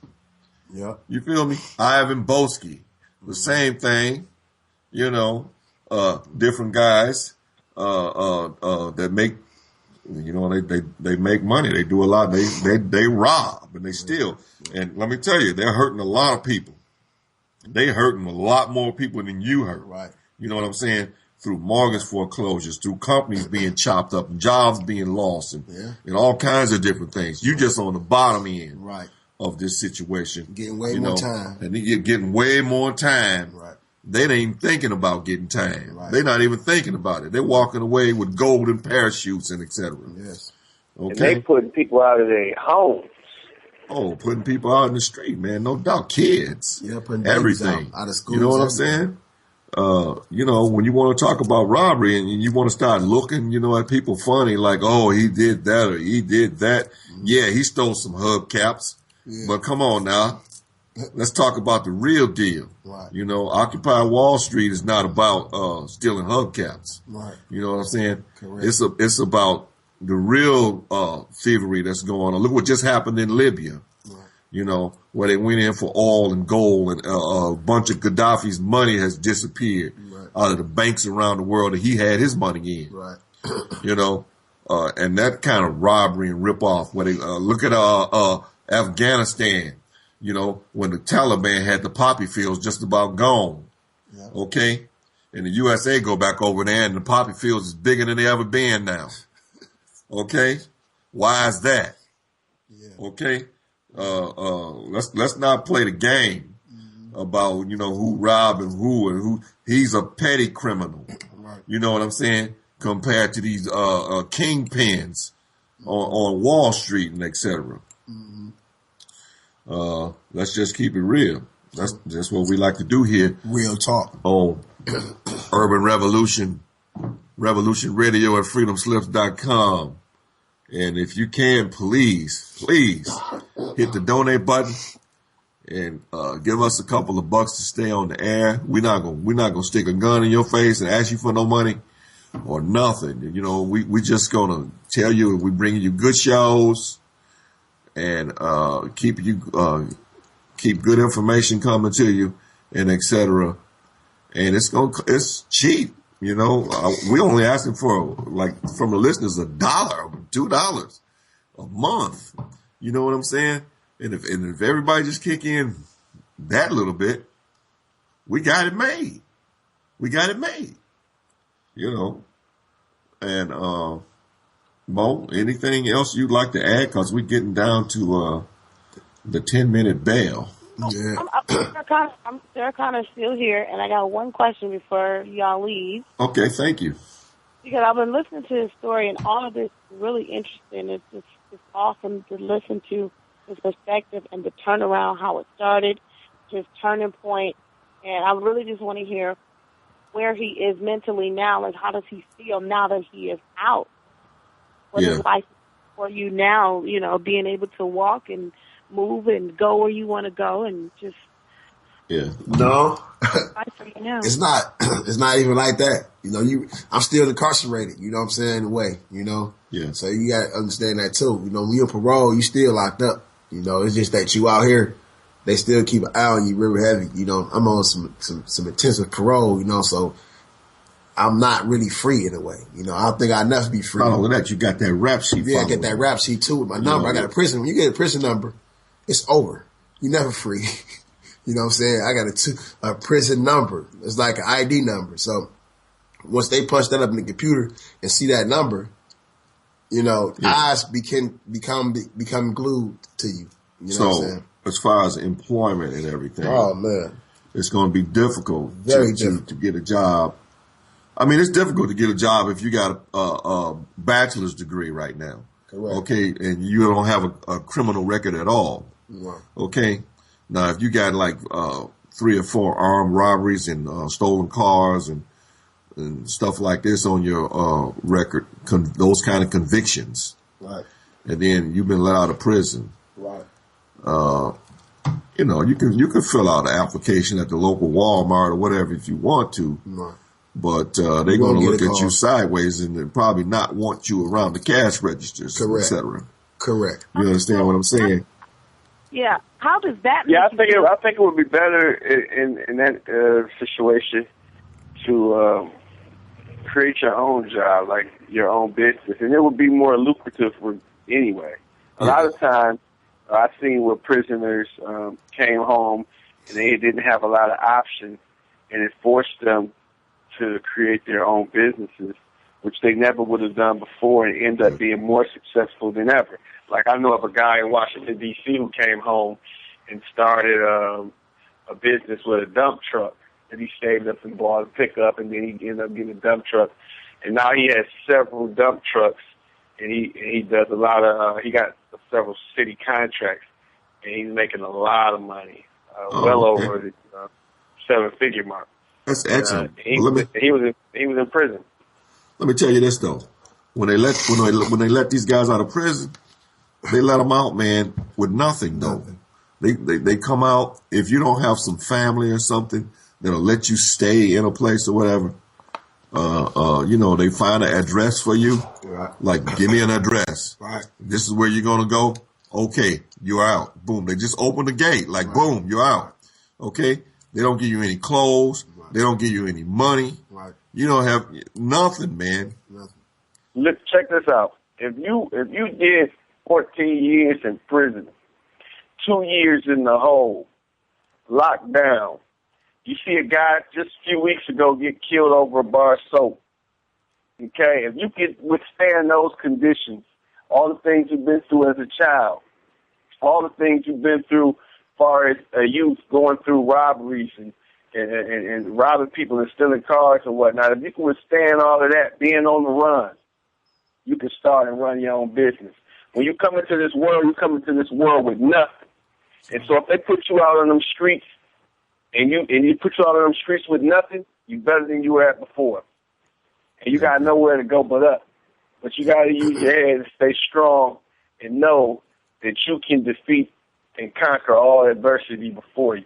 Amen. Amen. I appreciate that. I do appreciate that. I just wanted to let you know that that's exactly what happened. He got put out with absolutely nothing.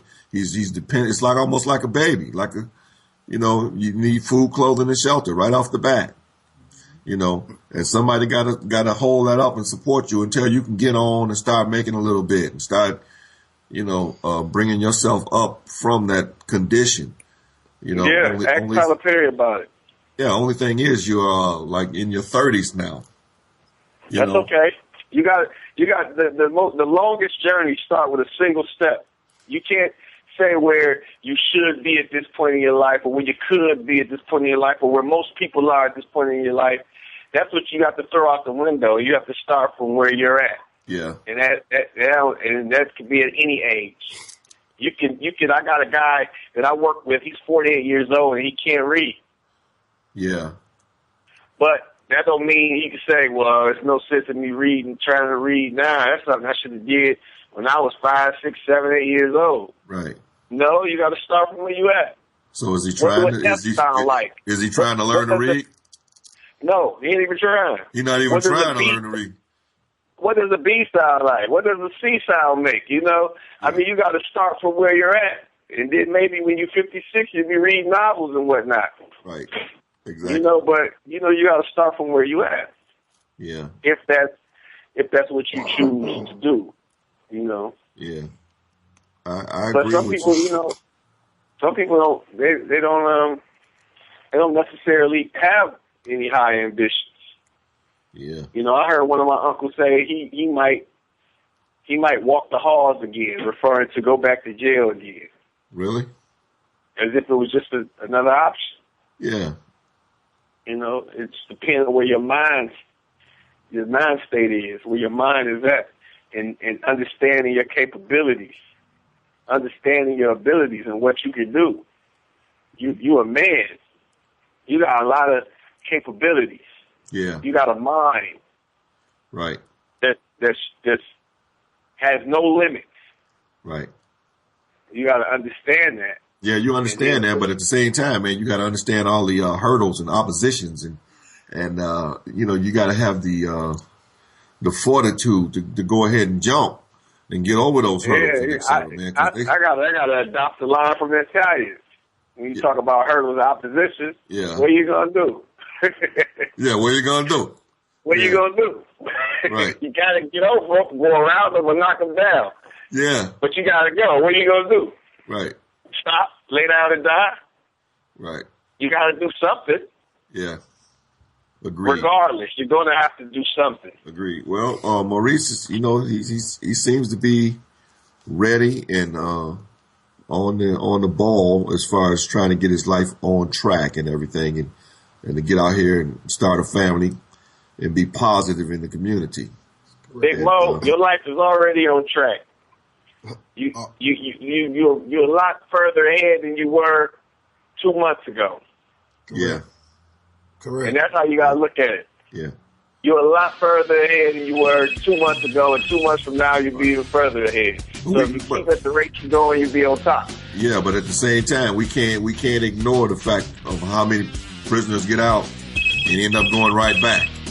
You know, the retention rate. Yeah, a lot of prisoners go right back. You understand?